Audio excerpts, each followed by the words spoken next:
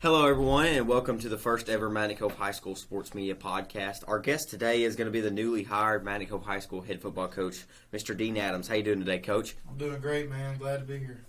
So you kind of have some South Arkansas football in your veins when you graduated from Fordyce in 2011, and you coached previously at Rising for the last 7 years. How has that really helped you, football knowledge-wise and just experience? Well, yeah, I grew up in Fordyce my whole life, and it was it's a football town, growing up there, everybody loved football, and I played quarterback my whole career, 7th grade through 12th grade. I actually started in high school. A kid in front of me quit, and so my sophomore they threw me into the fire, and I got to start as a quarterback then, and playing. We struggled there. We were in the 4A my sophomore and junior year, and then senior year we dropped to 3A, and we improved. We got a new head coach at Fordyce that year, and we had a little bit better season. But I went to college at ASU, and then I graduated, and I was fortunate enough a Fordyce native, Coach Toddy, Clay Toddy, he hired me at Rising, and he hired me as a assistant football coach. I was defensive backs coach, and coached wide receivers my first year. And when you go into coaching, I thought I knew a lot, and I didn't know anything. Everybody knows. Even the people think they know everything in the bleachers, and it's a lot more than just X's and O's. I mean, everybody that was worth their salt's going to know how to coach, and they're going to learn before they're a head coach how to run an offense or line up a defense and execute properly. But there's a lot more that goes into it. I learned a lot from Coach Toddy at my time at Rising. And, great football communities. They were big rivals growing up. That was when I was playing. Rising was our, one of the greatest rivalries in the state of Arkansas. And you know what? We never beat Rising when I was playing. Wow. We lost. I can remember correctly. We lost my sophomore year by maybe 2 scores. My junior year, we lost by 1 point. Ouch, my senior year, we were up 27-10, and Rising come back in the second half and beat us 30-27. So that just goes to show you what a great coach Toddy is. And, really learning from him has given me an opportunity to be a head coach. And like I said, I didn't know everything. And he groomed me, and he had faith in me, and he promoted me almost every single year I was there. I became the head 7th grade coach. I became the head junior high coach. I became his offensive coordinator.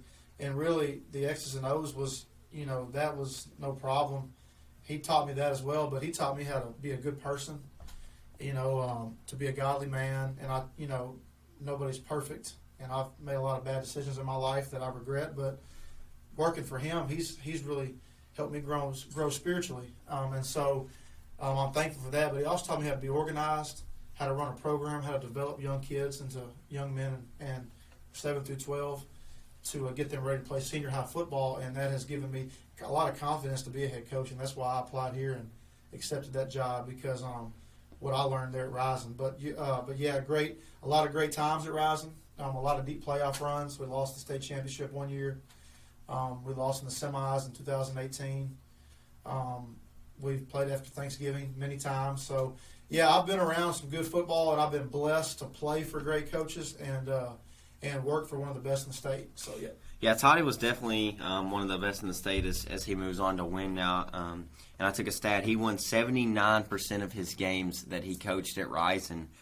But Magnet's looking for a little turnaround this year as they went 500 in conference play. They went 3-3 and 3A4 last year.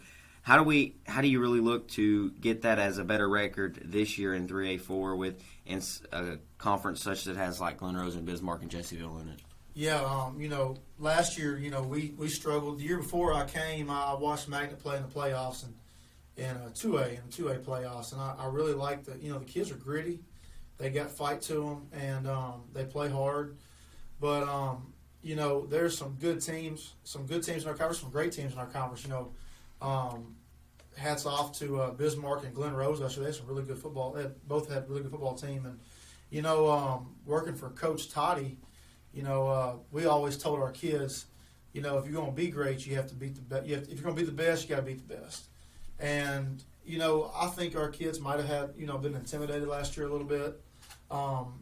But that's a lot of things we do in the off season. We're trying to, instill the weight room and make that so important. You have to be strong and do football movements. And our kids have really embraced the weight room. Our coaches have embraced the weight room even more than it has already been embraced. I mean, those kids were doing fine. And it's not like I came in and turned everything around. They were already strong, but we have made a lot of improvements. And so I think they will be able to take that to the field this year. And, when you're strong in the weight room, it ought to give you confidence. Because if we got one kid that's power cleaning 285 pounds right now, and when you line up across from somebody else, you ought to have confidence that you can execute your assignment. And so, I think that we just have to give these kids going to have confidence, trust in what we're doing, and we're not intimidated by anybody. It don't matter who we play, how good they are. If you want to be the best, you have to beat the best, and you're going to play in. If you're going to be a great football team, you're going to play in some games where, you're down in the fourth quarter and you got to come back, and it's going to take everything you have. The other teams figure out what you're doing, and in the second half, as a coaching staff, we're going to have to put our heads together and say, okay, well, this ain't working. At halftime, we sit there, this ain't working. What are we going to have to do? And we pull out our script and we figure out what we're going to have to do offensively and defensively to adjust to what they're doing. And great teams do that. They figure out what you're doing, they stop you. And your guys have got to overcome that, and so does coaching staff. So I think that this year we're going to have to understand that there's going to be some tough games. If you want to play after Thanksgiving, which is one of our goals, is to play the week of Thanksgiving in the quarters, then you're going to have to play some really, really good teams, and it's going to come down to the wire. And, sometimes, you watch kids and they just expect to either blow out or to blow somebody or get blown out. And if you're gonna be great, there's gonna be some nut cutting games where you have to get down and dirty and make a comeback. And these kids got to have a tough mentality to play a 4-quarter game. And I think last year we struggled with that. And that's our goal this year. We always play 4 quarters no matter who we play. And I think that the results will come.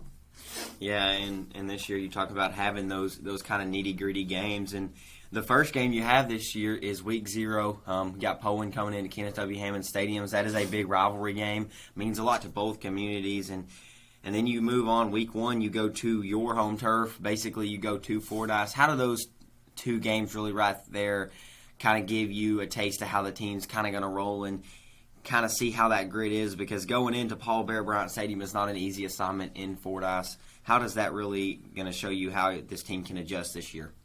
Well, yeah, the non-conference schedule there. You have Poland week 0 at home, and I'm taking one game at a time. I'm not going to look ahead during the season. We'll have time to prep in the summer for both teams, and but all I ask our guys to go out there and bust their butt and do what I ask them. I'm installing new things, so I'm going to have to use the summer to get us ready to where we're firing on all cylinders, and everyone's doing their job, and everyone's getting used to the offense and the defense, because every coach is different. I'm not going to do the exact same thing Coach Carmichael did.